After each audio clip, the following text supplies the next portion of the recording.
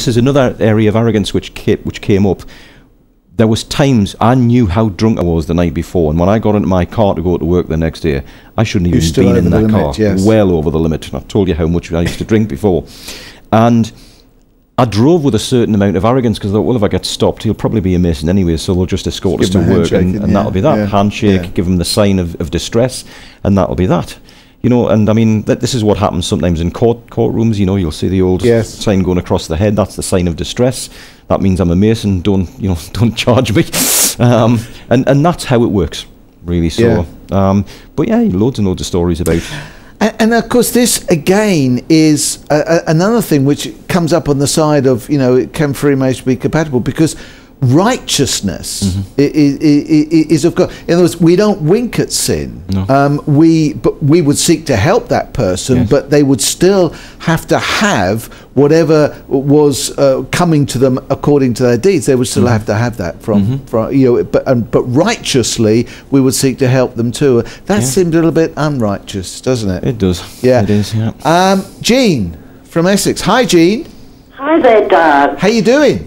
I'm fine. Goody, goody. What can we do for you? I think it'll be quite a straightforward thing, Doug.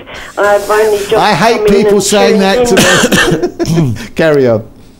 I have a ring in my possession, which I believe is my paternal grandfather's ring. Right. Now, I think I have it in my spirit that he was a Freemason, my paternal grandfather.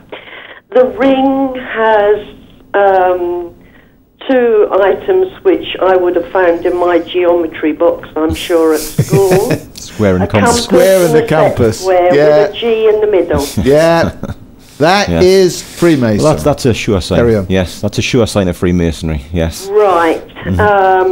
I've had much distress caused another area of my family. My ex-son-in-law, who was fourth generation Freemason, and much darkness, much distress caused by this particular guy, who still has my daughter's children. Every court appearance and everything was a complete farce, you know, and he just swept through every system there was going. But my problem with this ring is, obviously, you've confirmed my worst suspicion. Yes. What would you suggest? Yeah, I was just going to say, what would you suggest to Jean that A, she does with the ring, and B, does she need to get further prayer? How would you comment on that? Hi, Jean. I would just say to you that you would need to get rid of the ring, take it to a landfill, throw it in the landfill. Right. And then just pray. You know, pray just to be released from it, to be released completely from what this relative was involved in, and that no more curses would be brought upon your family. Right. You know, we talk about curses and things, and you know, God does say that He will visit curses upon the third and fourth generations of our family. When we're taking the Lord's name in vain, and when we're going against His wishes, you know, we don't want that in our lives. And so therefore, anything to do with Freemasonry, I mean, what I did with all of my regalia was literally, I should have burnt it, but I actually put it all in the bin.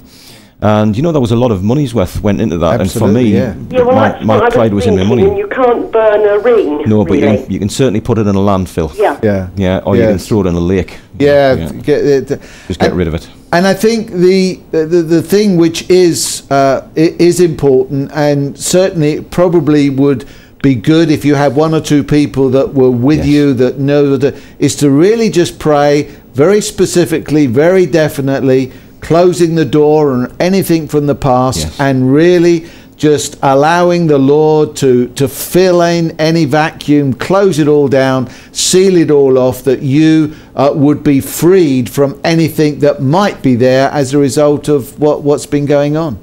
Number one, obviously, anything that with the ring, etc., can be cut off. Number two, obviously she needs to have contact via the children, and that God's not going to hold her responsible for that, is He? No. So how can she be clear and able to deal rightly with this person without getting tainted and involved? Blessing him. Yeah. Honestly. Yes, and I do, and I pray for his salvation constantly. Can I just share a little story with you? I learned about blessing your enemies with this. My son was going through a little bit of bullying at school, and I'd said to him about this boy who was bullying him, Michael, you've just got to bless him. And he went, Dad, how can I bless him? That's an absolutely ridiculous thing to say. He's hitting me with a stick, he's kicking me, he's punching me. Yes, Michael, let's pray about him, and let's bless him, let's bless his family. And let's just ask the Lord just to really release something into him that will stop all of this happening. And within 3 days, the little boy had been dealt with, and there's been no more bullying since. Jesus actually said, you know, you've got to love your enemies. Yeah. You know, we can't love God unless we love we're enemies. We love each other. Job prayed for his inverted commas comfort. So pray for him. And there's a Joseph story, so you know, I am into that. But I think, Jean, but the thing I think which you need also to be aware is God doesn't. You're not going to be tainted. God said, I pray for you because you're in this world but not of the world. You obviously need to have contact. But as Michael said, you can bless, you can pray, and you can live your Christian life and allow that to affect him rather than he to affect you. But what's important is to make sure that any doorways through this ring or anything else are cut off so the enemy doesn't have any foothold in your life. Yes. Jean, if you need further help on that, come through to us at Reachout Trust. The details will be up on the screen at some point. rt@reachouttrust.org. I'm not on the web. Okay, well you can get us on the telephone 0845 241 2158. Right. And that'll be up on the phone. It's on the screen now.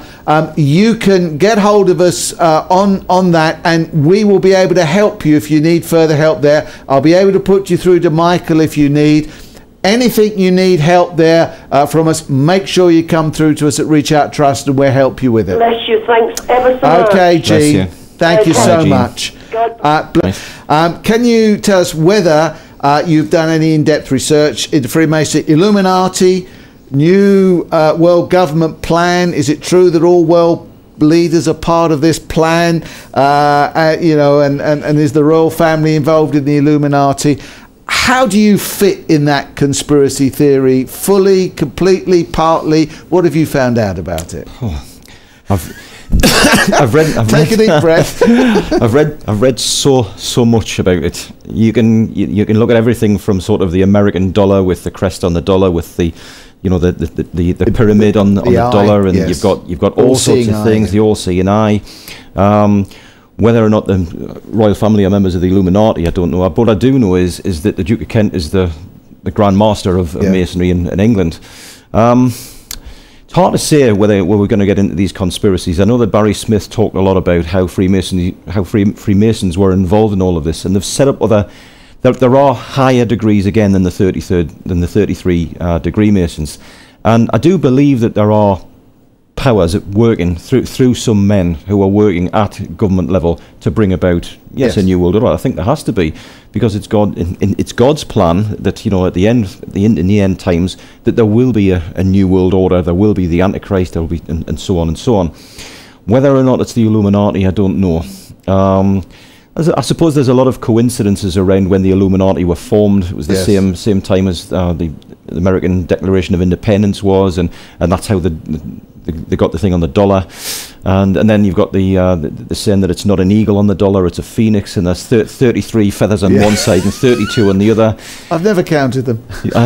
Well, you need a magnifying